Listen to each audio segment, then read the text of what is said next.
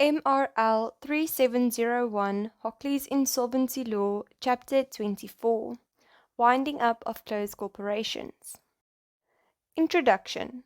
In this chapter, references are to sections of the Closed Corporations Act, number 69 of 1984, unless otherwise indicated. A closed corporation is called simply a corporation. The winding up of a closed corporation is dealt with by the Closed Corporations Act, but this act effectively incorporates many of the provisions of the 1973 and 2008 Companies Acts on winding up and makes them applicable to closed corporations.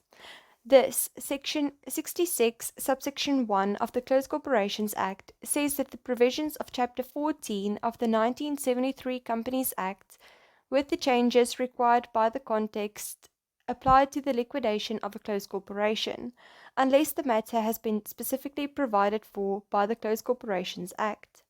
The winding up of a corporation must be administered in accordance with the 1973 Companies Act, in terms of Section 67, subsection 2. Section 66, subsection 2 sets out how various words and phrases should be understood when the Companies Act and Insolvency Act are being applied to closed corporations. Like a company, a closed corporation may be wound up voluntarily or by the court. A voluntary winding up may be either a creditor's voluntary winding up, a voluntary winding up by the corporation, that is, for a solvent closed corporation, or a member's voluntary winding up, that is, for an insolvent closed corporation. A closed corporation can be placed in business rescue and can also conclude a statutory compromise with its creditors, in terms of Section 66, subsection 1a. In addition, a closed corporation may, once it is in liquidation, enter into a composition, in terms of Section 72. Number 24.1. Voluntary winding up. A closed corporation may be wound up voluntarily through a unanimous written resolution of its members, in terms of Section 66, subsection 2b(1). The provisions of the 2008 and 1973 Companies Acts applied to closed corporations, read with the changes required by the context. Number 24.2. Winding up by court. Number 24.2.1. Jurisdiction of court. Although only a high court has jurisdiction to wind up a company, both a high court and a magistrate's court have jurisdiction to wind up a corporation, in terms of Sections 7 and Section 66, subsection 2a 14.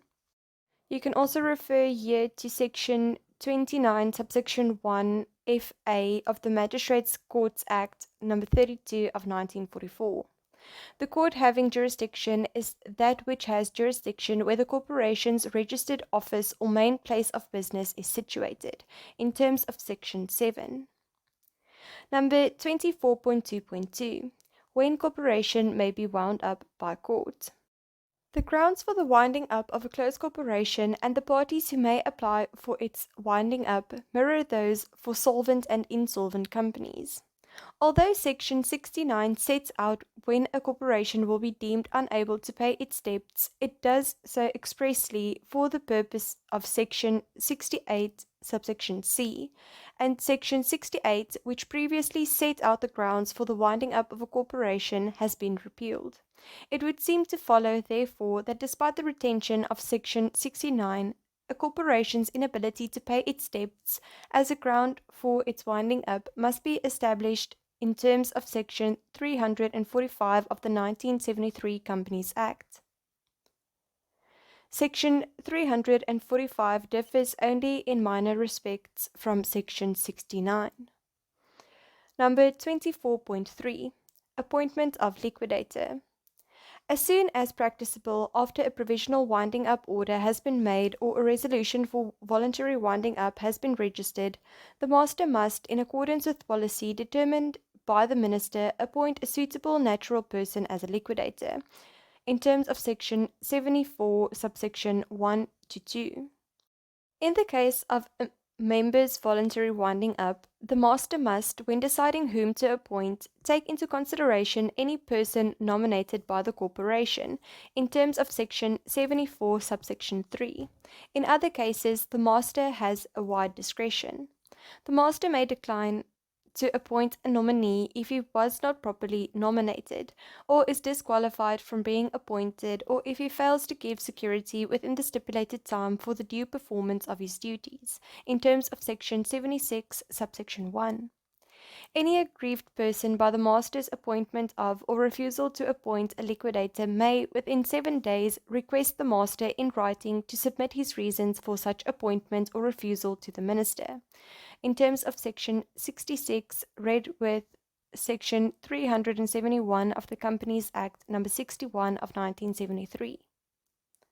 The master may appoint a person as co-liquidator, that is, a joint liquidator, if he was nominated as such at the first meeting of creditors, and gives security to the satisfaction of the master for the proper performance of his duties, in terms of Section 74, subsection 4.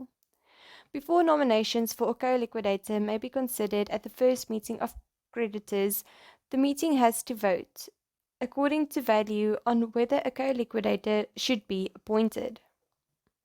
Number 24.4. Meetings of creditors and members. Within a month after a final winding up order has been made or a resolution for a creditor's voluntary winding up has been registered, the liquidator, not the master, must summon a meeting of creditors and a meeting of members, in terms of Section 78, subsection 1. The purpose of the creditors' meeting is to consider the statement of the corporation's affairs lodged with the master, prove claims against the estate, decide whether a co-liquidator should be appointed, and receive directions or authorization on any matter regarding the liquidation, in terms of Section 78, subsection 1a. The members' meeting is held to consider the statement of the corporation's affairs, unless this has been done already by the members when passing a resolution for voluntary winding up, and for the liquidator to receive or obtain directions or authorization on any matter regarding the liquidation, in terms of Section 78, subsection 1b. Number 24.5. The liquidator's report to creditors and members. Except in the case of a member's voluntary winding up, a liquidator must, within 3 months from the date of his appointment, submit to a general meeting of creditors and members a report on the following matters, in terms of Section 79, subsection A to I. Number 1. The estimated amounts of the corporation's assets and liabilities. Number 2. If the corporation has failed, the causes of the failure. Number 3. Whether he has submitted or intends to submit to the master a report about possible offences committed by members. Number 4. Whether a member or former member appears to be liable to the corporation for breach of trust or negligence. Number 5. Whether any member or former member appears to be liable to make repayments to the corporation or to a creditor of the corporation. Number 6. Any legal proceedings by or against the corporation which may have been pending at the date of the commencement of the winding up, or which may have been or may be instituted. Number 7. Whether further inquiry is, in his opinion, desirable in regard to any matter relating to the formation or failure of the corporation or the conduct of its business. Number 8. Whether the corporation has kept the accounting records required by Section 56, and if not, in what respects the requirements of that section have not been met. Number 9. The progress and prospects in respect of the winding up. And lastly, number 10. Any other matter which he may consider fit or in connection with which he may require the directions of the creditors. Number 24.6. Setting aside of payments to members. In the winding up of a corporation unable to pay its debts, members may be compelled to repay money which they received from the corporation prior to liquidation. If what is owed is not repaid in full, former members may be called upon to contribute. Number 24.6.1. Payments by reason of membership. A member who received a payment by reason only of his membership, for example, a distribution of profit or a repayment of his contribution to the corporation within 2 years before the commencement of the winding up, must repay the amount concerned to the corporation unless he can prove that: number 1. After the payment was made, the corporation's assets, fairly valued, exceed its liabilities. Number 2. The payment was made while the corporation was able to pay its debts as they became due in the ordinary course of business. And number 3. The payment in the particular circumstances did not in fact render the corporation unable to pay its debts as they became due in the ordinary course of its business, in terms of Section 70, subsection 2. A person who ceased to be a member within the 2-year period is liable to contribute to the repayment of to the extent that the amount repaid by present members, together with all other available assets, is insufficient to discharge all the debts of the corporation, in terms of Section 70, subsection 3. A certificate by the master as to the amount payable by a member or former member has the effect of a civil judgment upon which a warrant of execution may immediately be issued, in terms of Section 70, subsection 4. Number 24.6.2. Salary or remuneration. A member may be required to return a salary or other remuneration paid to him in his capacity as an officer or employee of the corporation within 2 years before the commencement of the winding up, in terms of Section 71, subsection 1. The master must consider the payment, and if in his opinion it was not bona fide or reasonable in the circumstances, he must direct that it, or such part as he may determine, be repaid by the member. The master may also direct that a former member, that is, one who ceased to be a member in the 2-year period, must contribute to the repayment to the extent that the amount repaid by the present members, together with all the other available assets of the corporation, is insufficient to pay all the debts of the corporation, in terms of Section 71, subsection 2. A certificate by the master as to the amount payable has the effect of a civil judgment, in terms of Section 71, subsection 3. Number 24.6.3. Liquidator's duty to investigate personal liability of members. The liquidator has a duty to ascertain whether members of the corporation are liable to make repayments or whether circumstances justify an approach to the master for a direction that repayments be made, in terms of Section 80, subsection A to B. Where necessary, the liquidator must take steps to enforce the repayments, in terms of Section 80, subsection C. The liquidator also has a duty to establish whether any member, former member, or other person is by virtue of Part 8 of the Act jointly and severally liable to the corporation for one or more of its debts, in terms of Section 81, subsection 1. Part 8 deals with the following. Section 63. Joint liability of certain persons for the corporation's debts. Section 64. Liability for reckless or fraudulent carrying on of the corporation's business. And Section 65. The court's powers in relation to abuse of the corporation's separate juristic personality. If the liquidator finds that there is personal liability to a creditor who has proved his claims, he must inform the creditor concerned, and if the latter recovers any amount directly from the person concerned, the liquidator must take this into account when determining the dividend payable to the creditor. Number 24.7. Misapplication of money or property. Section 73, subsection 1 provides a remedy similar to that created by Section 423, subsection 1 of the Companies Act. The remedy is available against any present or former member, any officer or accounting officer of the corporation, or any person who has taken part in the formation of the corporation who has, number 1, misapplied or retained or become liable or accountable for the corporation's money or property, or number 2, been guilty of any breach of trust in relation to the corporation. On application by the liquidator or any creditor or member or the master, the court may inquire into the person's conduct and order him to, firstly, repay the money with interest or restore the property or any part of it, or secondly, contribute to the assets of the corporation by way of damages, a sum which the court considers just, in terms of Section 73, subsection 1. Section 73, subsection 1 applies notwithstanding that the perpetrator concerned may also be criminally responsible for his conduct, in terms of Section 73, subsection 2. Number 24.8. Composition.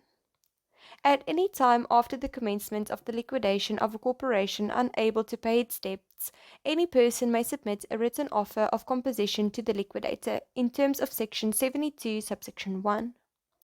If the liquidator considers that the creditors will probably accept the offer, he must send or deliver a copy of the offer together with his report thereon and an explanation of the effect of the composition to every known creditor and to the master, in terms of Section 72, subsection 2. If the liquidator considers that the creditors will be unlikely to accept the offer or that he has insufficient information at his disposal to make a recommendation, he must inform the offerer in writing that the offer is unacceptable and that he does not propose circulating it to creditors, in terms of Section 72, subsection 3. The offerer may then, within a prescribed period, make written representations to the master. After allowing the liquidator 14 days to comment on the offerer's representations, the master must consider the representations and comment, and may then direct the liquidator to circulate a copy of the offer to the creditors, together with his report on it and an explanation of the effect of the composition, in terms of Section 72, subsection 4. When circulating an offer of composition, the liquidator must notify the creditors of the meeting at which the offer will be considered, in terms of Section 72, subsection 5. This may be a general meeting of the creditors, duly publicized in terms of Section 72, subsection 6. Such a meeting may be held only once a final winding up order has been made. Once accepted, the composition binds every person who had notice and was entitled to vote at the meeting, provided that, number 1, it was accepted by 2/3 in number and in value of the creditors who proved claims against the corporation. Number 2, payment under the composition is made or secured as specified in the offer. Number 3, the rights of secured or preferent creditors are not prejudiced unless waived in writing, in terms of Section 72, subsection 7. An offer of composition may not be accepted if it contains any provision by which a creditor would receive a benefit not obtainable in the ordinary distribution of the estate, in terms of Section 72, subsection 7a. A composition does not affect the liability of a surety for the corporation, which continues unchanged, in terms of Section 72, subsection 8. All payments to and steps in favor of the creditors under the accepted composition must be paid and taken by the liquidator, in terms of Section 72, subsection 9. He must frame an account and plan of distribution of the corporation's assets, in terms of Section 72, subsection 10. The composition may provide for the winding up of a corporation to be set aside by the court, in terms of Section 72, subsection 11. If so, the offerer may apply to court for the relevant order. He must, at least 3 weeks before the application, advertise his intention in the Government Gazette and serve copies of the application on the master, the registrar, and the liquidator. The offerer's application may be opposed by a creditor or interested person on the grounds that a. The composition unfairly harms the interests of the creditor. b. The meetings for considering the composition involve a material irregularity. c. Insufficient or materially inaccurate information about the composition was disclosed. Or d. There is another ground which the court may deem sufficient, in terms of Section 72, subsection 12. Number 24.9. Dissolution and deregistration of corporation. The provisions of the 2008 Companies Act on the deregistration and dissolution of companies, read with the changes required by the context, also apply to closed corporations, in terms of Section 26 of the Closed Corporations Act, referring to Sections 81, subsection 1F, Section 81, subsection 3, as well as 82, subsection 3 to 4, and Section 83 of the 2008 Act. MRL 3701, Hockly's Insolvency Law, Chapter 25. Business Rescue and Compromise. Introduction. A company in financial trouble has two possible alternatives to winding up: business rescue proceedings or a compromise with its creditors. These procedures are explained in this chapter. Both business rescue and compromise are dealt with in Chapter 26 of the Companies Act No. 71 of 2008. References to sections are to sections of this Act. Chapter 6 applies also to closed corporations, with changes as required by the context, in terms of Section 66, subsection 1A of the Closed Corporations Act No. 69 of 1984. In this chapter, any reference to a company must be taken to include a corporation also. Number 25.1. Business Rescue. The purpose of business rescue is to facilitate the rehabilitation of a financially distressed company. The idea is that the company's problems will be attended to by an independent business rescue practitioner who will propose a plan to rescue its business.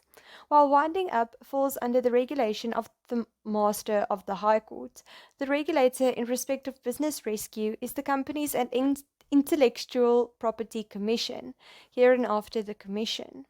As one of the express purposes of the Companies Act is to facilitate the efficient rescue of financially distressed companies in terms of Section 7, subsection K, a court will give preference to business rescue over liquidation, but only where there is a genuine attempt to achieve the aims of the Act. In the nature of things, there is always the risk that business rescue proceedings may be abused by a company with no prospect of financial recovery to obtain a temporary respite from creditors. Rescuing the company in this context means achieving the goals set out in the definition of business rescue in terms of Section 128, subsection 1H. These are to facilitate the rehabilitation of a company or corporation in financial distress through: number 1, the temporary supervision of the company and the management of its affairs, business and property. Number 2, a temporary moratorium on the rights of claimants against the company or in respect of property in its possession. And number 3, the development and implementation of a plan to rescue the company by restructuring its affairs, business, property, debt, and other liabilities, and equity in a manner that maximizes the likelihood of it continuing in existence on a solvent basis, or, if this is not possible, that results in a better return for the company's creditors or shareholders than would result from the immediate liquidation of the company, in terms of Section 128, subsection 1b. The courts have differed on the issue whether business rescue proceedings may be used to secure a better return for creditors or shareholders where there is no clear prospect of the company continuing to operate on a solvent basis or being restored to solvency. In Swart versus Beagles Run Investments 25 Proprietary Limited for creditors intervening supra, the court gave an affirmative answer to this question. It regarded the goal of ensuring a better return for creditors as an independent alternative goal that may be pursued for its own sake. This view was echoed in Southern Palace Investments 265 Proprietary Limited versus Midnight Storm Investments 386 Limited above. The court noted that if the aim is simply to secure a better return for creditors, it must be made clear that what resources will be made available to the company and on which terms, because in the absence of such information, it would be mere speculation to say that creditors will be better off than they would have been with immediate liquidation. For similar views, see Kuhn and another versus Wedgwood Village Golf and Country Estate Proprietary Limited and others, and Oakdean Square Properties Proprietary Limited and others versus Farm Bottasfontein Kailami Proprietary Limited and a few others. On the other hand, in AG Petsotakis International Holdings Limited versus Petsotakis Africa Proprietary Limited and others, Mali Pipe Systems Proprietary Limited and another intervening 2012, it was doubted whether the objective of ensuring a better return for creditors or shareholders can be relied on to support a business rescue application at the outset. The court pointed out that in terms of Section 131, subsection 4, before a court may make an order commencing business rescue proceedings, it must be satisfied that the company can indeed be rescued. A similar approach was followed in Gormley v. West City Precinct Properties Proprietary Limited and another, Anglo-Irish Bank Corporation Limited versus West City Precinct Properties Proprietary Limited and another, 2012. The court considered that the concept of business rescue envisages the restructuring of a potentially viable company so that it can continue to function as an economic entity. It followed that the business rescue plan in CASU, which merely entailed the company's carrying on business as before while gradually selling off its assets, did not justify the granting of an order for business rescue. Number 25.1.1. Commencement of business rescue proceedings. Business rescue proceedings against a company may be commenced by way of either number 1, a resolution adopted by the company's board of directors, which is a voluntary business rescue, or number 2, a court order, which is compulsory business rescue.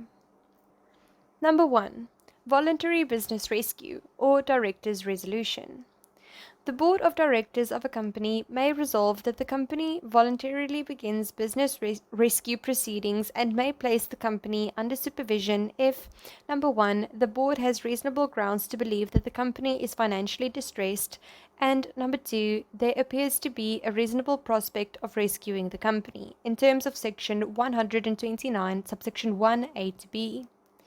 A resolution to this effect may not be adopted if liquidation proceedings have been initiated by or against the company and the resolution is of no effect until it has been filed, in terms of Section 129, subsection 2a to b. A company is financially distressed if, number 1, it appears to be reasonably unlikely that the company will be able to pay all of its debts as they become due and payable within the immediate ensuing 6 months. Or number 2, it appears to be reasonably likely that the company will become insolvent within the immediately ensuing 6 months, in terms of Section 128, subsection 1f. In Gormley v. West City Precinct Properties Proprietary Limited and another, Anglo-Irish Bank Corporation Limited versus West City Precinct Properties Proprietary Limited and another above, the court adopted a narrow interpretation of financially distressed and held that a company that is already insolvent, even if only able to pay its debts over an extended period, is not financially distressed as defined in the Act. Within 5 business days after filing the resolution to commence business rescue proceedings or such longer time as the Commission may on application allow, the company must, number 1, publish a notice of the resolution and its effective date in the prescribed manner to every affected person, and include with the notice a sworn statement of the facts relevant to the grounds on which the board resolution was founded, and number 2, appoint a business rescue practitioner who satisfies the requirements for appointment set out in Section 139, and who has consented in writing to being appointed in terms of Section 129, subsection 3a to b. The company must, within 2 business days after appointing the practitioner, file a notice of appointment, and within 5 business days after doing this, publish a copy of the notice to each affected person, in terms of Section 129, subsection 4A to B. If the company fails to appoint a practitioner as required or fails to comply with any of the above filing and notice requirements, the resolution to begin business rescue proceedings lapses and becomes a nullity, in terms of Section 129, subsection 5A. Furthermore, the company may not file another business rescue resolution for a period of 3 months from the date on which the lapsed resolution was adopted, unless the court, on good cause shown, orders otherwise, in terms of Section 129, subsection 5B. Once a business rescue resolution has been adopted, the company may not, during the period of business rescue, adopt a resolution to begin liquidation proceedings, in terms of Section 129, subsection 6. If the board has reasonable grounds to believe that the company is financially distressed but does not adopt a business rescue resolution, it must notify each affected person in writing of the relevant criteria for financial distress that are applicable to the company and its reasons for not adopting the resolution, in terms of Section 129, subsection 7. Number 2. Right of affected person to object to voluntary business rescue. The Act allows an affected person to apply to court to set aside a business rescue resolution on the ground that: number 1. There is no reasonable basis for believing the company is financially distressed, or number 2. There is no reasonable prospect of rescuing the company, or number 3. The company has failed to comply with relevant procedural requirements in terms of Section 130, subsection 1A. This last ground seems superfluous, since a business rescue resolution lapses automatically if any of the procedural requirements is not complied with, in terms of Section 129, subsection 5A. An affected person means a shareholder or creditor of the company, any registered trade union representing employees of the company, and if any of the employees of the company are not represented by a registered trade union, each of those employees or their respective representatives, in terms of Section 128, subsection 1A. A director who voted in favor of the resolution is disqualified from bringing the application unless he satisfies the court that, in supporting the resolution, he acted in good faith on the basis of information that has subsequently been found to be false or misleading, in terms of Section 130, subsection 2. The application to set aside the resolution may be brought at any time before the adoption of a business rescue plan, in terms of Section 130, subsection 1A. The applicant is required to serve a copy of the application on the company and the Commission and notify every other affected person of the application in the prescribed manner, in terms of Section 130, subsection 3. Each affected person has a right to participate in the hearing of the application, in terms of Section 130, subsection 4. The court may grant the application on any of the grounds specified above, or on the ground that it is otherwise just and equitable to grant it, in terms of Section 130, subsection 5A. Before making its decision, the court may give the business rescue practitioner time to prepare a report indicating whether the company appears to be financially distressed or whether there is a reasonable prospect of rescuing it, in terms of Section 130, subsection 5B. On setting aside the resolution, the court may make any further necessary and appropriate order, including an order placing the company in liquidation and a costs order against any director who voted in favor of the resolution when there were no reasonable grounds for believing that the company would be unlikely to pay all of its debts as they became due and payable, in terms of Section 130, subsection 5C. An affected person is also entitled to apply to court for an order. Number 1. Setting aside the appointment of the business rescue practitioner on the grounds that he does not qualify for the position under Section 138, is not independent of the company or its management, or lacks the necessary skills having regard to the company's circumstances in terms of Section 130, subsection 1b, or number 2, requiring the business rescue practitioner to provide security in an amount and on terms and conditions that the court considers necessary to secure the interests of the company and any affected persons, in terms of Section 130, subsection 1c. If the court sets aside the appointment of the practitioner, it must appoint an alternative practitioner who qualifies for appointment and who is recommended by or acceptable to the holders of a majority of the independent creditors' voting interests who were represented in the hearing, in terms of Section 130, subsection 6a. Number 3. Compulsory business rescue or court application.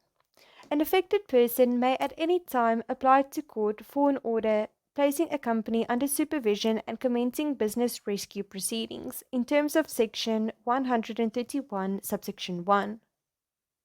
The application may be made even if proceedings for the liquidation of the company have already commenced in terms of Section 131, subsection 6. However, the application may not be brought if the company has already adopted a business rescue resolution in terms of Section 131, subsection 1.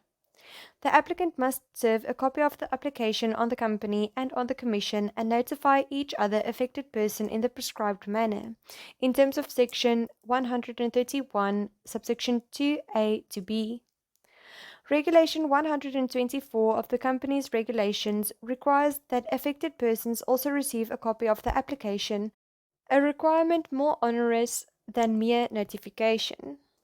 Each affected person has the right to participate in the hearing of the application, in terms of Section 131, subsection 3.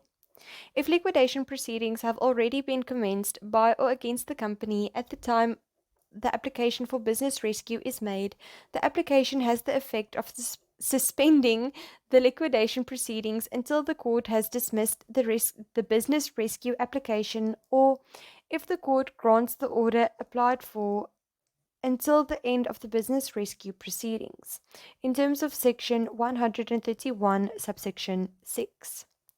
The court may grant a business rescue order if it is satisfied that, number 1, the company is financially distressed, or number 2, the company has failed to pay any amount due in terms of a public regulation or contract pertaining to employment-related matters, or number 3, it is otherwise just and equitable to do so for financial reasons, and number 4, there is a reasonable prospect for rescuing the company, in terms of Section 131, subsection 4.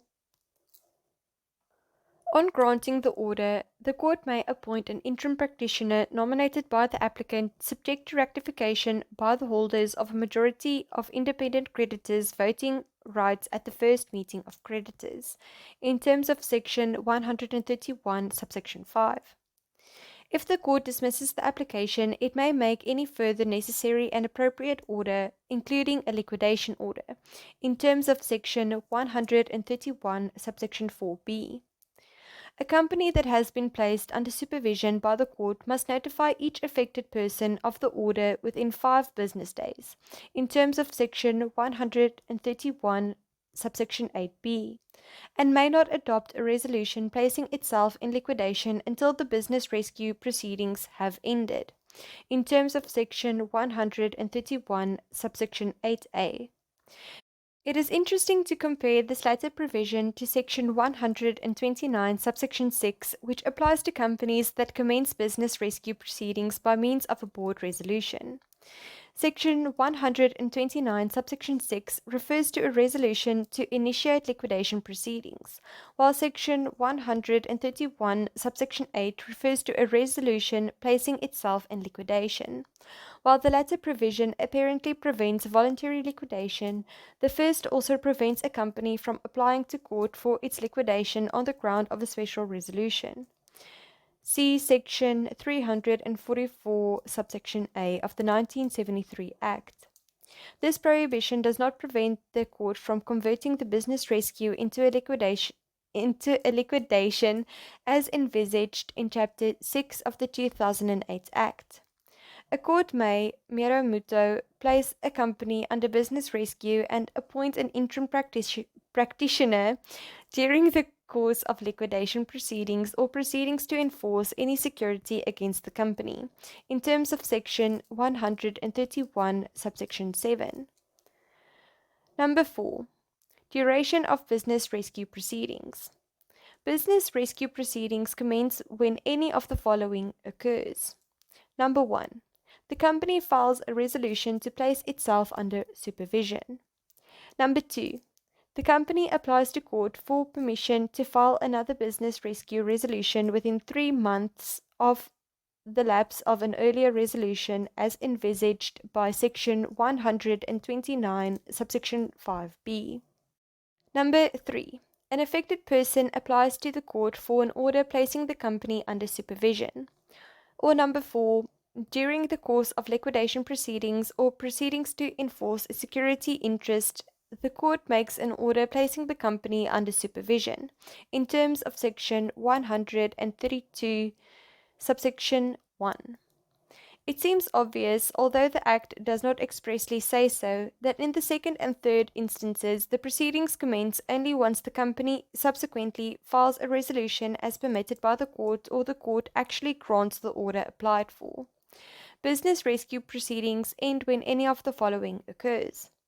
Number 1. The court sets aside the resolution or order that began the proceedings. Number 2. The court converts the proceedings into liquidation proceedings. Number 3. The practitioner files with the Commission a notice terminating the proceedings. Number 4. The business rescue plan that has been proposed is rejected and no steps are taken to extend the proceedings. Or number 5. A business rescue plan has been adopted and the practitioner files a notice of substantial implementation of the plan, in terms of Section 132, subsection 2. If a resolution lapses for non-compliance with the appointment and notification requirements set out in Section 129, subsection 5a, as to which see above, the resolution becomes a nullity and the effect is as if business rescue proceedings never commenced. Number 25.1.2. The effect of business rescue. Number 1. Legal proceedings. The commencement of business rescue proceedings results in a general moratorium on legal proceedings against the company. During business rescue proceedings, number 1. No legal proceedings, including enforcement action against the company or in relation to any property belonging to or in the lawful possession of the company, may be commenced or proceeded with in any forum except with the written consent of the practitioner or with the leave of the court and in accordance with such terms the court considers suitable, in terms of Section 133, subsection 1a to b. And number 2. A guarantee or suretyship undertaking by the company may not be enforced except with leave of the court and in accordance with any terms the court considers just and equitable in the circumstances, in terms of Section 133, subsection 2. If any right to commence proceedings or otherwise assert a claim against the company is subject to a time limit, the measurement of that time must be suspended during the company's business rescue proceedings, in terms of Section 133, subsection 3. The suspension has the effect of extending the time period regardless of how long before the completion of prescription of the business rescue ends, and must thus be distinguished from circumstances delaying the completion of prescription under the Prescription Act No. 68 of 1969. The moratorium on legal proceedings does not apply to certain proceedings. Number 1. Criminal proceedings against the company or any of its directors or officers, in terms of Section 133, subsection 1d. Number 2. Proceedings against the company by a regulatory authority in the execution of its duties. The authority may continue with the proceedings after written notification to the business rescue practitioner in terms of Section 133, subsection 1F. Number 3. Proceedings concerning any property or right over which the company exercises the powers of a trustee in terms of Section 133, subsection 1E. And lastly, proceedings instituted as a set-off against any claim made by the company itself in any legal proceedings in terms of Section 133, subsection 1C. And then we move on to number 2, property interests. While a company is subject to rescue proceedings, it may dispose or agree to dispose of its property only, number 1, in the ordinary course of business, or number 2, in a bona fide transaction concluded at arm's length for fair value approved in advance and in writing by the practitioner, or lastly, in a transaction contemplated by and undertaken as a part of the implementation of an approved business rescue plan, in terms of Section 134, subsection 1A. To validly dispose of property subject to a security or title interest, the company must obtain the prior consent of the holder of the interest, unless the proceeds of the disposal would be sufficient to fully discharge the secured or protected debt, in terms of Section 134, subsection 3A. Having disposed of the property, the company must promptly pay the proceeds to the holder up to the amount of the company's indebtedness, or alternatively provide security to the satisfaction of the holder for the amount of the proceeds, in terms of Section 134, subsection 3B. Other persons are prohibited from exercising any rights in respect of property lawfully in the possession of the company, irrespective of who owns the property, except to the extent that the practitioner consents in writing, in terms of Section 134, subsection 1C. The practitioner may not unreasonably refuse to consent, having regard to the purposes of business rescue, the circumstances of the company, and the nature of the property and the rights claimed in respect of it, in terms of Section 134, subsection 2. This provision supplements Section 133, subsection 1, which prohibits the commencement of or continuance of legal proceedings against any property lawfully in the possession of the company. If any person is in lawful possession of any property owned by the company as a result of an agreement concluded in the ordinary course of the company's business before the business rescue, the other party may, unless the agreement is suspended by the practitioner or cancelled by the court, as to which, see below, continue to exercise any right which it confers in respect of the property, in terms of Section 134, subsection 1B. Number 3. Employment contracts. During business rescue proceedings, employees of the company continue to be employed on the same terms and conditions as immediately before the proceedings, except to the extent that changes occur in the ordinary course of attrition, or the employees and the company agree upon different terms and conditions in accordance with applicable labor laws, in terms of Section 136, subsection 1A. Any retrenchments contemplated in a business rescue plan are subject to Sections 189 and Section 189A of the Labor Relations Act No. 66 of 1995 and other applicable labor legislation, in terms of Section 136, subsection 1B. Number 4. Other contracts. While business rescue proceedings are in place, the business rescue practitioner may suspend entirely, partially, or conditionally any agreement or provision of an agreement to which the company was a party at the commencement of the proceedings, other than an employment contract or a contract to which Section 35A, that is, transactions on exchanges, or Section 35B, that is, market agreements on informal markets, of the Insolvency Act would apply if the company or corporation were liquidated, in terms of Section 136, subsection 2A. This power applies despite any agreement to the contrary. The Act provides that where the practitioner exercises the power, the other party to the agreement may assert only a claim for damages against the company, in terms of Section 336, subsection 3. However, it is suggested that in the case of a reciprocal contract, the other party would also be entitled to rely on the principle of reciprocity and withhold performance. Where the practitioner suspends a provision relating to security granted by the company, the creditor is nevertheless entitled to be regarded as a secured creditor when the company wants to dispose of the property given as security. Section 136, subsection 2a c. As Section 136 allows the suspension of outstanding obligations of the company only, this provision apparently envisages the situation where the company has an obligation in respect of the finalization of the security.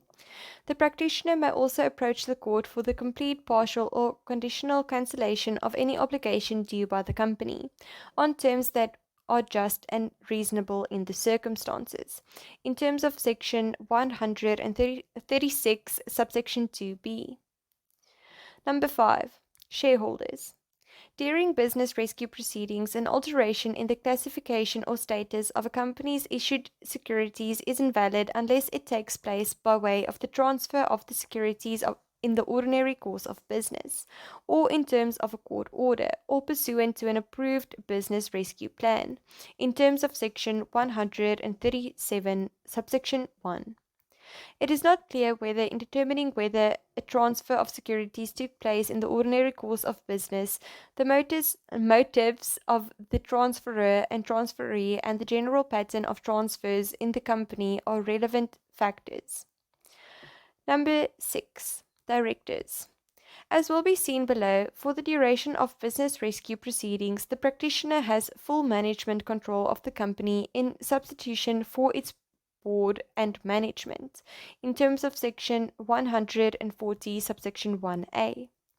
During this period, each director of the company, number 1, must continue to exercise the functions of director subject to the authority of the practitioner, and number 2, has a duty to exercise any management function within the company in accordance with the express instructions or direction of the practitioner, to the extent that it is reasonable to do so. And number 3, must attend to the requests of the practitioner at all times, and provide the practitioner with any information about the company's affairs as may reasonably be required, in terms of Section 137, subsection 2 to 3. If the board of directors or one or more directors purports to take any action on behalf of the company that requires the approval of the practitioner, the action is void unless approved by the practitioner, in terms of Section 137, subsection 4. A director remains bound by the duty to disclose personal financial interests or those of a related person as required by Section 75, in terms of Section 137, subsection 2c. However, he is relieved from the duties of a director set out in Section 76 and from most liabilities under Section 77, provided he acts under the authority and according to the instructions or direction of the practitioner, in terms of Section 137, subsection 2d. The liabilities for which a director remains liable under Section 77 are in respect of loss sustained by the company as a result of: number 1, acting on behalf of the company despite knowing that he lacks authority in terms of Section 77, subsection 3a; or number 2, acquiescing in the carrying on of the company's business despite knowing that it is being conducted recklessly, with gross negligence, or with intent to defraud or for a fraudulent purpose, in terms of Section 77, subsection 3b, read with Section 22, subsection 1. And number 3, being a party to an act or omission, knowing that it is calculated to defraud a creditor, employee, or shareholder, or the company, or that it has another fraudulent purpose, in terms of Section 77, subsection 3c. The directors are obliged to cooperate with and assist the practitioner. In particular, they are bound to: number 1, deliver to the practitioner books and records in the possession that relate to the company's or corporation's affairs. Or number 2, inform the practitioner of the whereabouts of other books and records. And lastly, provide the practitioner with a statement of the company's affairs within 5 business days after the commencement of business rescue proceedings, or within such extended time allowed by the practitioner, in terms of Section 142, subsection 1 to 3. The minimum content of the Statement of Affairs is prescribed by Section 142, subsection 3. The practitioner may apply to court for an order removing a director from office on the ground that: number 1, he has failed to comply with the requirements of Chapter 6, or number 2, through an act or omission he has impeded or is impeding the practitioner's exercise of his functions or powers, his management of the company, or the development and implementation of a business rescue plan, in terms of Section 137, subsection 5. Number 25.1.3. The Business Rescue Practitioner. Number 1. Qualifications. For a person to be appointed as a practitioner, he must be: number 1, a member in good standing of a legal, accounting, or business management profession accredited by the Commission, and number 2, licensed as such by the Commission, in terms of Section 138, subsection 1a to b. The Minister is empowered to make regulations prescribing minimum qualifications for practitioners and laying down standards and procedures to be followed by the Commission in carrying out its licensing functions, in terms of Section 138, subsection 3. A person may not be appointed as a practitioner if: number 1, he is subject to a probation order as director or disqualified from acting as director of the company, in terms of Section 138, subsection 1c to d. Or number 2, he has a relationship with the company that would lead a reasonable and informed third party to conclude that his integrity, impartiality, or objectivity is compromised, or he is related to someone who has such a relationship with the company, in terms of Section 138, subsection 1e to f. Number 2. Appointment. A practitioner is appointed by the company on adopting a business rescue resolution, in terms of Section 129, subsection 3b, or by the court on granting a business rescue application, in terms of Section 131, subsection 5. A court appointment may also be made where the court upholds an objection against a practitioner appointed by the company, in terms of Section 130, subsection 6a. Court appointments must be ratified by an independent creditor vote at the first meeting of creditors, in terms of Section 131, subsection 5. Number 3. Removal and replacement. The court may remove a practitioner from office following an objection to his appointment in the case of a business rescue resolution, or otherwise on any of the following grounds. Number 1. Incompetence or failure to perform the duties of a practitioner of the particular company. Number 2. Failure to exercise the proper degree of care in the performance of his functions. Or number 3. Engaging in illegal acts or conduct.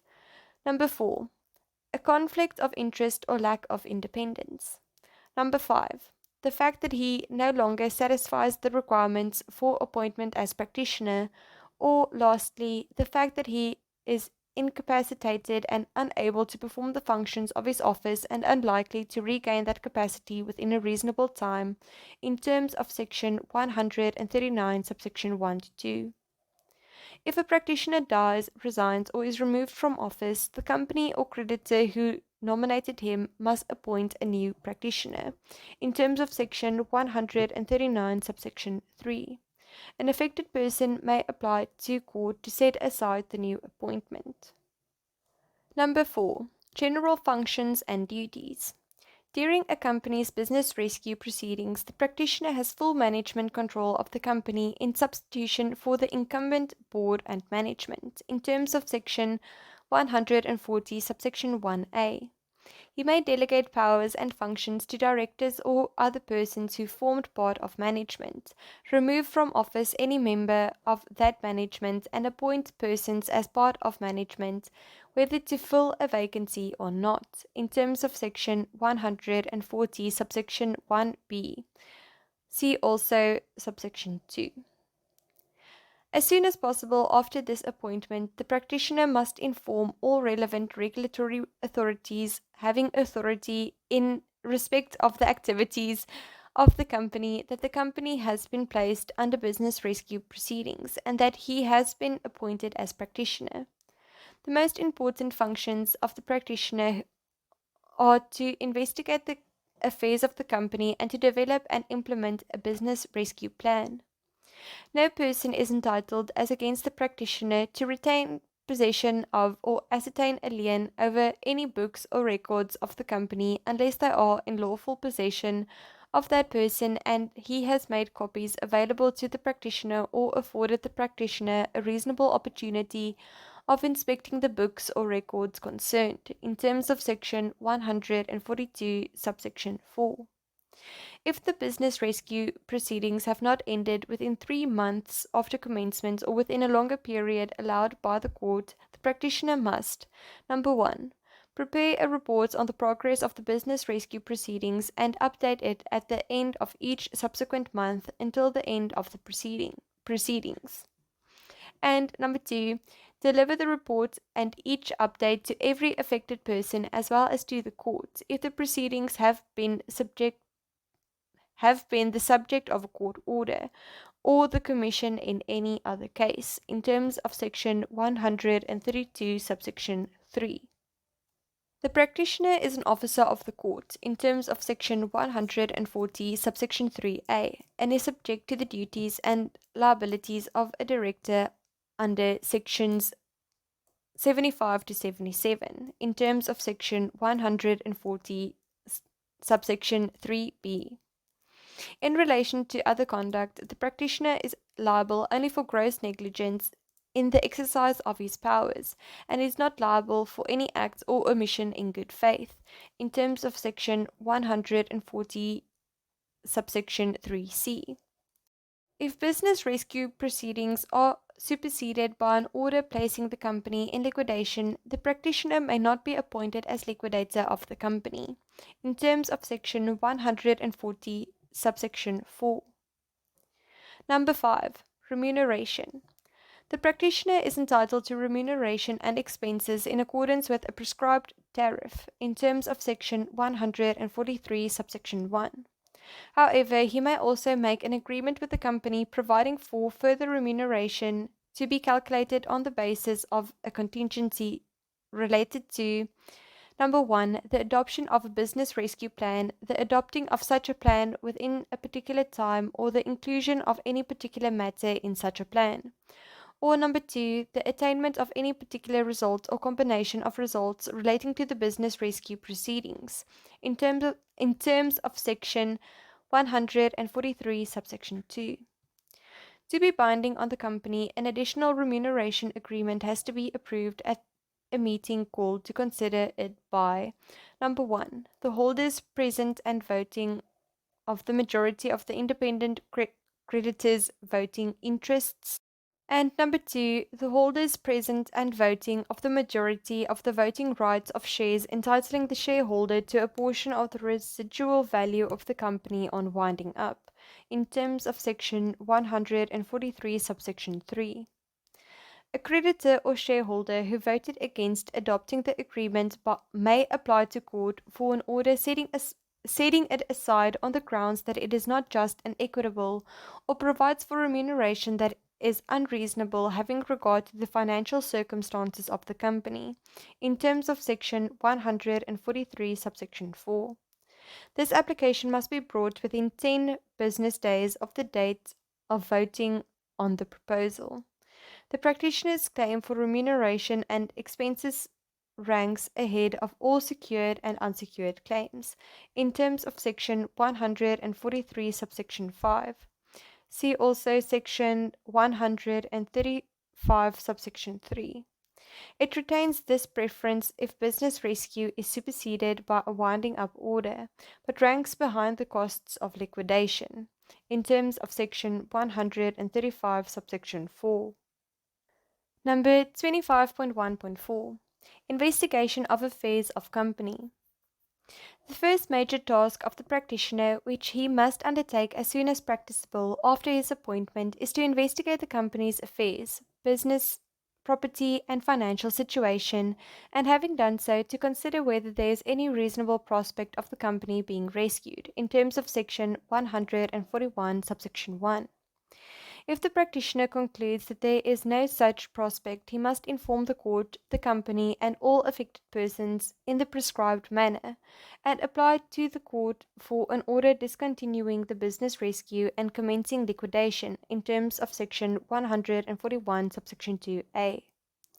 If he concludes that there are no longer reasonable grounds for believing that the company is financially distressed, he must inform the court, the company, and all affected persons in the prescribed manner, and apply to court for an order terminating the business rescue if the process was initiated or confirmed by a court order, or otherwise file a notice of termination of the business rescue proceedings, in terms of Section 141, subsection 2b. If the practitioner concludes that there is evidence of voidable transactions or a failure by the company or any director to perform any material obligation relating to the company, he must take any necessary steps to rectify the matter and may direct management to take appropriate steps in terms of Section 141, subsection 2c.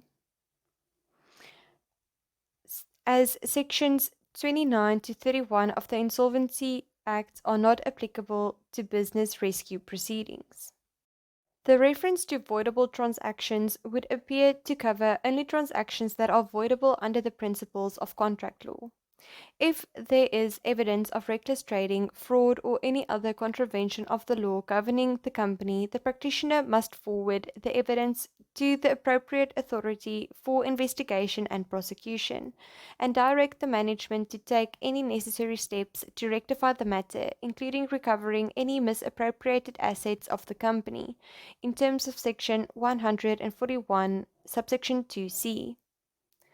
After completing the above investigation into the company's affairs, the practitioner is bound to continue monitoring the situation.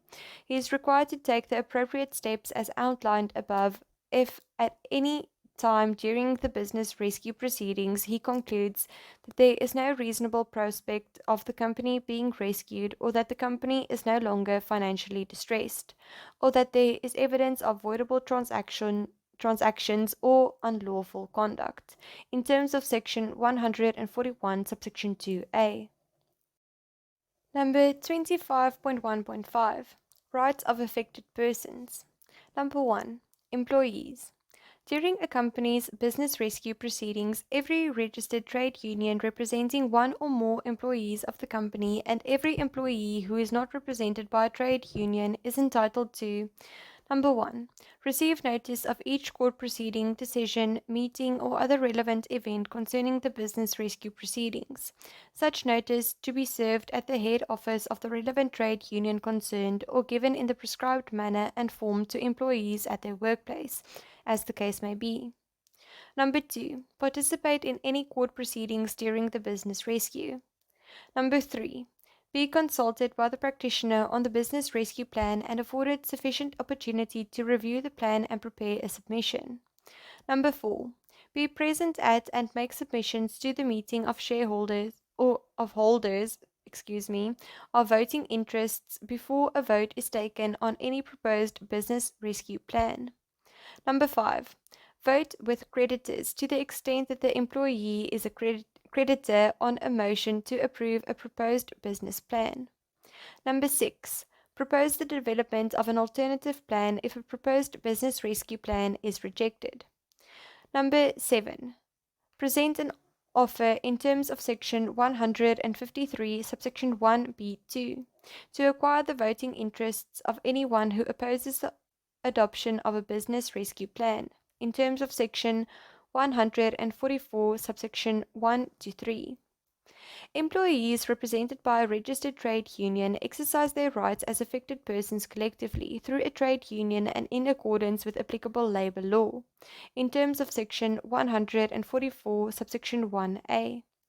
A registered trade union enjoys rights not extended to individual employees, such as the right to access the company's annual financial statements to enable it to apply for business rescue proceedings, in terms of Section 31, subsection 3. Employees not represented by a registered trade union exercise their rights either directly or by proxy through an employee organization or representatives, in terms of Section 144, subsection 1b. Trade unions and employees may form a committee of employee representatives, in terms of Section 144, subsection 3c. Section 144, subsection 2 provides that to the extent that any remuneration, reimbursement for expenses, or other amount of money relating to employment became due and payable by the company to an employee and was not paid before the beginning of the business rescue proceedings, the employee is a preferred unsecured creditor of the company for the purposes of Chapter 6. The purpose of the section is obscure. The business rescue plan has to set out the types of claims according to insolvency law in terms of Section 150, subsection 2a2. And this law imposes certain limits on preferent claims of employees. See Section 98A of the Insolvency Act. However, the full claims of employees must be afforded preference under the business rescue plan. The exact order of preference of pre-commencement claims will depend on the business rescue plan, in terms of Section 155, subsection 2b5. The medical pension or provident scheme for the benefit of a past or present employee of the company is regarded as an unsecured creditor of the company to the extent of any outstanding amount that was due and payable by the company to the trustees of the scheme at the time of commencement of business rescue, in terms of Section 144, subsection 4a. A defined benefit pension scheme also qualifies as an unsecured creditor to the extent of the present value at the commencement of the business rescue proceedings of any unfunded liability under the scheme, in terms of Section 144, subsection 4b. Number 2. Creditors. Each creditor is entitled or has the right to: number 1. Receive notice of each court proceeding, decision, meeting, or other relevant event concerning the business rescue proceedings. Number 2. Participate in any court proceedings arising during business rescue proceedings. Number 3. Formally participate in the business rescue proceedings to the extent provided for in Chapter 6. Number 4. Informally participate in the business rescue proceedings by making proposals for a business rescue plan to the practitioner. Or number 5. Vote in the prescribed manner to amend, approve, or reject a proposed business rescue plan. Number 6. Propose the development of an alternative plan in the event of rejection of a proposed plan. And number 8, make an offer in terms of Section 153, subsection 1b2, to acquire the voting interests of any persons who oppose the adoption of a business rescue plan in terms of Section 144, subsection 1 to 2. Voting interests are determined primarily by the value of the claims. Secured and unsecured creditors have voting interests equal to the value of the amount owed to them by the company, in terms of Section 145, subsection 4a. However, a concurrent creditor who would be subordinated in a liquidation has a voting interest equal to the amount, if any, that he could reasonably expect to receive in a liquidation, in terms of Section 145, subsection 4b. This amount has to be determined by an independent expert valuation procured by the practitioner, in terms of Section 145, subsection 5b. It seems that the only possible basis upon which concurrent claims could be so subordinated is through contract. The creditors are entitled to form a creditors committee and to be consulted by the practitioner through that committee during the development of the business rescue plan, in terms of Section 145, subsection 3. Only independent creditors, those that are not related to the company, its directors, or the practitioner, may be members of the committee, in terms of Section 128, subsection 1g. The practitioner has to determine whether a creditor is independent for these purposes, in terms of Section 145, subsection 5a. At least 15 business days prior to the meeting to consider the business plan, the practitioner must inform each creditor whether he has been classified as independent or not, and must inform subordinated creditors of the valuation placed on their claims, in terms of Section 145, subsection 5c. A creditor may approach the court for a review of the practitioner's decision in terms of Section 145, subsection c. Number 3. Security holders. During a company's business rescue proceedings, each holder of an issued security of the company is entitled to: number 1. Receive notice of each court proceeding, decision, meeting, or other relevant event concerning the business rescue proceedings. Number 2. Participate in any court proceedings that arise during the business rescue proceedings. Number 3. Formally participate in a company's business rescue proceedings to the extent provided for in Chapter 6. Number 4. Vote in a prescribed manner to approve or reject a proposed business rescue plan if it affects the rights associated with the class of security that he, the security holder, holds. Number 5. Propose in the manner contemplated the development of an alternative to the business rescue plan if it is rejected.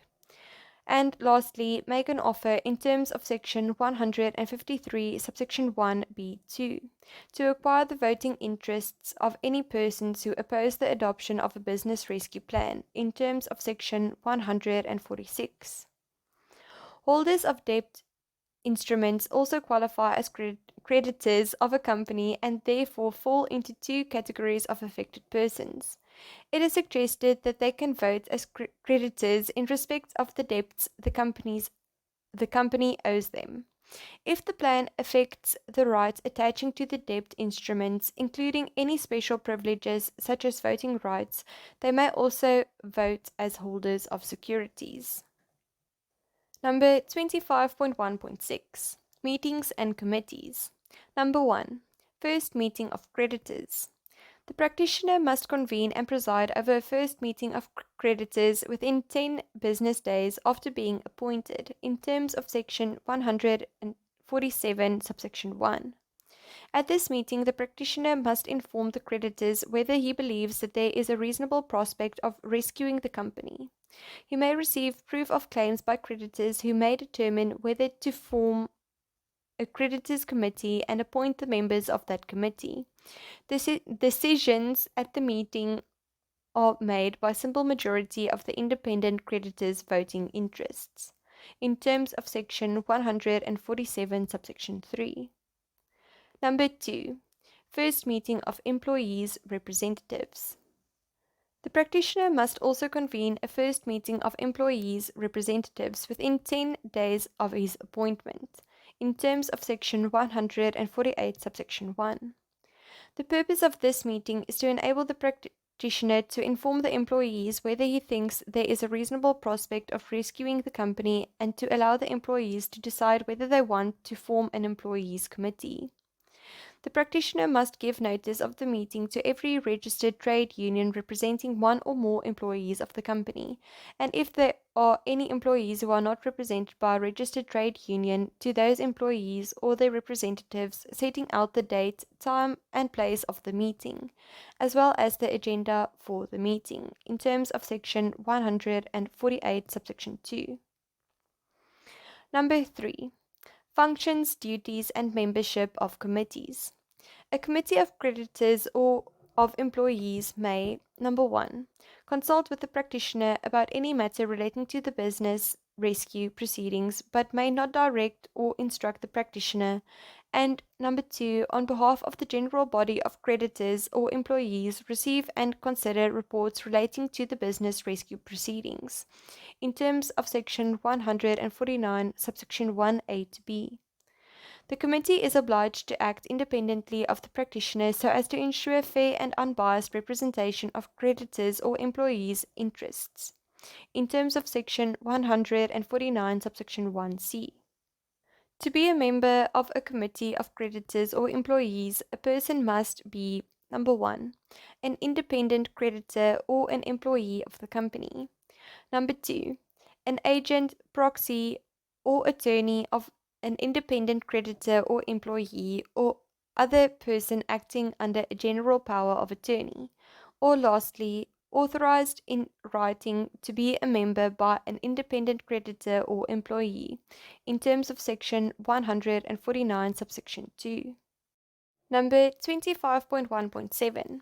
Financing during business rescue proceedings.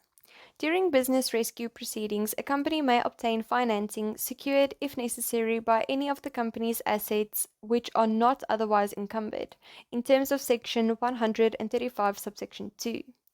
The claims of creditors who provide such financing rank in the order in which they were incurred, and have preference over all unsecured claims against the company, in terms of Section 135, subsection 2, read with Section 135, subsection 3(b).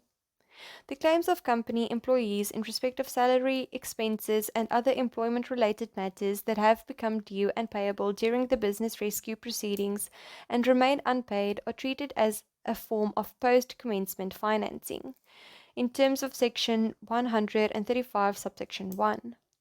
The employees' claims rank equally and have preference over the claims of creditors, whether secured or not, who provided other post-commencement financing to the company, in terms of Section 135, subsection 1, read with 135, subsection 3(a). A claim in respect of post-commencement financing ranks after the claim of the practitioner for remuneration and expenses and other claims arising out of the costs of the business rescue proceedings, in terms of Section 135, subsection 3. If the business rescue proceedings are superseded, by a liquidation order, the preferences described here continue to apply, but the claims rank below that for the costs of liquidation, in terms of Section 135, subsection 4. Number 25.1.8. The Business Rescue Plan. The Business Rescue Plan is the central feature of business rescue proceedings because it sets out the practitioner's blueprint for rescuing the company. Before preparing the plan, the practitioner must consult with creditors, other affected persons, and the management of the company, in terms of Section 150, subsection 1. Number 1. Content of plan. The plan must comprise 3 parts. Part A must set out the background. Part B, the proposals, and Part C, an explanation of any assumptions and conditions, in terms of Section 150, subsection 2. The prescribed minimum content of each of these parts is set out in Section 150, subsection 2. The plan must contain a projected balance sheet and a statement of income and expenses for the ensuing 3 years, in terms of Section 150, subsection 2(c)(4). The material assumptions on which the projections are based must be set out, and alternative projections based on varying assumptions may be included in terms of Section 150, subsection 3. A cash flow projection is apparently not required. The practitioner must certify at the end of the plan that actual information provided appears to be accurate, complete, and up to date, and that projections are good faith estimations based on the facts and assumptions set out in the statement, in terms of Section 150, subsection 4. Number 2. Publication of plan.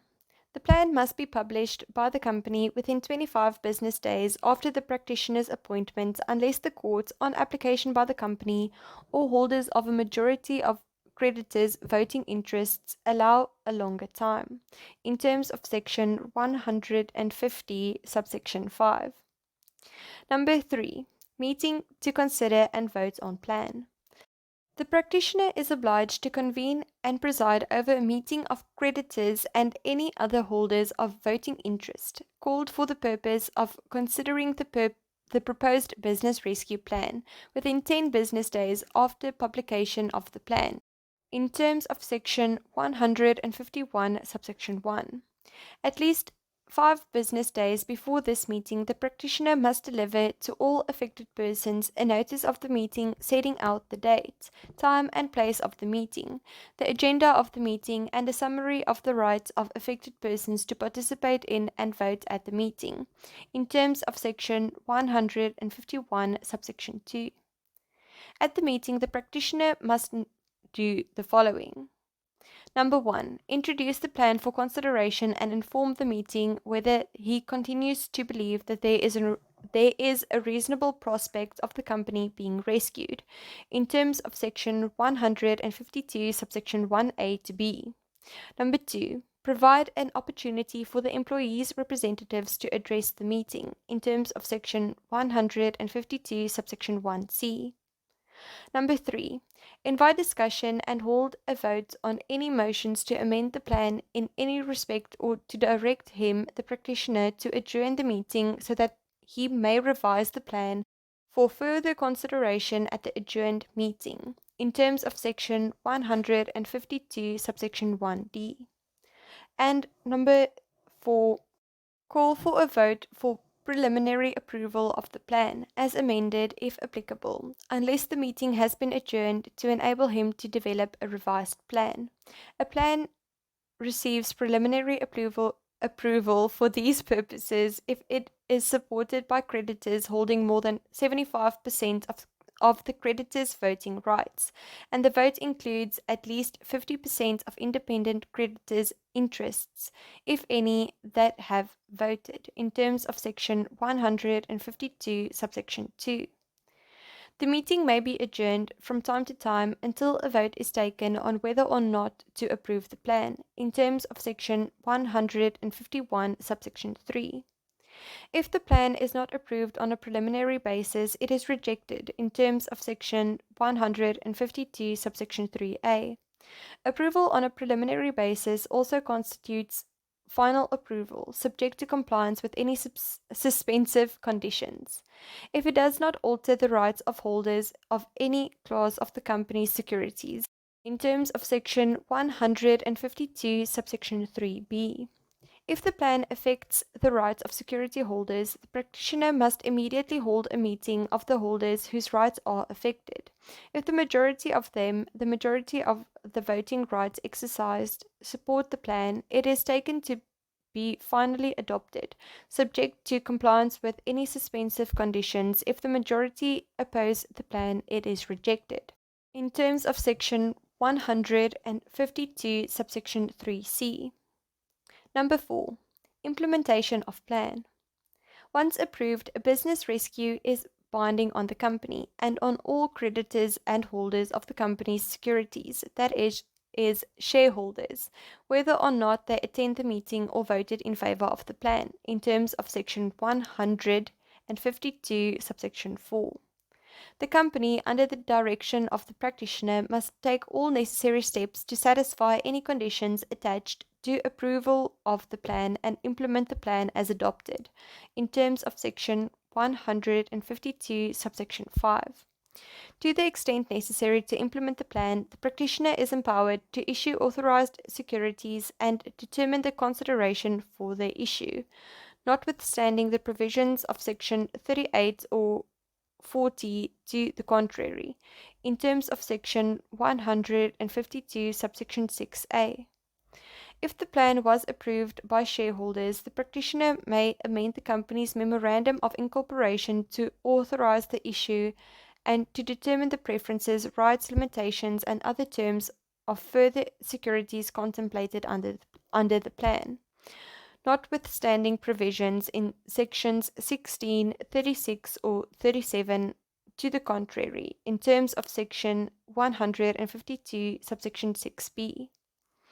Unless the plan provides otherwise, shareholders' preemptive rights do not apply to shares issued in terms of the plan, in terms of section 152, subsection 7. A plan may provide that a creditor who has agreed to the discharge of the whole or part of a debt owing to him will lose the right to enforce that debt, in terms of section 154, subsection 1. Provided the plan is duly implemented, a creditor cannot enforce any debt owed to him by the company immediately before the beginning of the business rescue process, except to the extent provided for in the business rescue plan, in terms of section 154, subsection 2. Once the plan has been substantially implemented, the practitioner must file a notice to this effect, thus ending the business rescue proceedings, in terms of section 152, subsection 8, read with 132, subsection 2c2. Number 5. Non-adoption of plan. If the plan is rejected, the practitioner may either obtain approval from the meeting from him to prepare and publish a revised plan, or he may apply to court to set aside the result of the vote on the ground that it was inappropriate, in terms of section 153, subsection 1a. In the former instance, the practitioner must prepare and publish the revised plan within 10 business days, after which the normal procedure for notification and the convening of a meeting to consider the plan must be followed, in terms of section 153, subsection 3. If the practitioner decides to approach the court, he must adjourn the meeting until the court has disposed of the contemplated application, in terms of section 152, subsection 2. If the practitioner does not take either of the courses of action open to him, any affected person may do so, in terms of section 153, subsection 1b1. Alternatively, an affected person or combination of such persons may make an offer to acquire the voting interests of any person who opposed adoption of the business rescue plan at a price to be determined by an independent expert, in terms of section 153, subsection 1b2. This price must represent the likely return the person concerned would receive upon immediate liquidation of the company. Where such an offer is made, the practitioner must adjourn the meeting for no more than 5 business days to enable him to make any necessary revisions to the plan to reflect the results of the offer, and set a date for resumption of the meeting, without further notice, at which the same procedure for consideration of the offer as outlined above will apply afresh, in terms of section 153, subsection 4. If none of the possible courses of action is taken in response to rejection of the plan, the business rescue is terminated and the practitioner is obliged to file a termination notice, in terms of section 153, subsection 5. Number 25.2. Compromise with creditors. A company in financial difficulty that is not engaged in business rescue proceedings may enter into a compromise with its creditors or a class of creditors. This procedure is available to a company regardless of whether it is in liquidation or is financially distressed, in terms of section 155, subsection 1. The board or the liquidator of the company, if it is being wound up, may propose an arrangement or compromise of the financial affairs of the company, in terms of section 155, subsection 2. A proposal containing the minimum prescribed information must be submitted to all the creditors or all the creditors of the relevant class, together with a notice of the meeting at which it will be considered. A copy must also be filed with the Commission. The proposal must contain all information reasonably required to assist creditors in their decision whether to accept or reject the proposal, in terms of section 155, subsection 3. It must consist of 3 parts, namely Part A containing the background information, Part B containing the proposal, and Part C setting out any assumptions and conditions. A projected balance sheet showing significant assumptions and a statement of income and expenses for the following 3 years must be included in terms of Section 155, subsection 3 to 4. An authorized director or officer must certify the accuracy of factual information and declare that the projections and estimations were made in good faith and on the reasonable grounds in terms of Section 155, subsection 5. A compromise must be approved by a majority in number, representing 75% or more in value of the creditors or class of creditors present and voting at the meeting, in terms of Section 155, subsection 6. Upon obtaining the required approval, the company or corporation must apply to court for the sanctioning of the compromise, in terms of Section 155, subsection 7a. The court will sanction the compromise if it appears just and equitable, in terms of Section 155, subsection 7b. The court pays regard to the number of creditors represented and, in the case of a company or corporation in winding up, the reports of the master. A copy of the court order must be filed within 5 business days and must thereafter be attached to each copy of the memorandum, in terms of Section 155, subsection 8a to b. Upon sanctioning by the court, the compromise binds all the creditors or creditors of the relevant class from the date of its filing, in terms of Section 155, subsection 8c. The liability of a surety of the company or corporations is not affected by an arrangement or compromise, in terms of Section 155, subsection 9.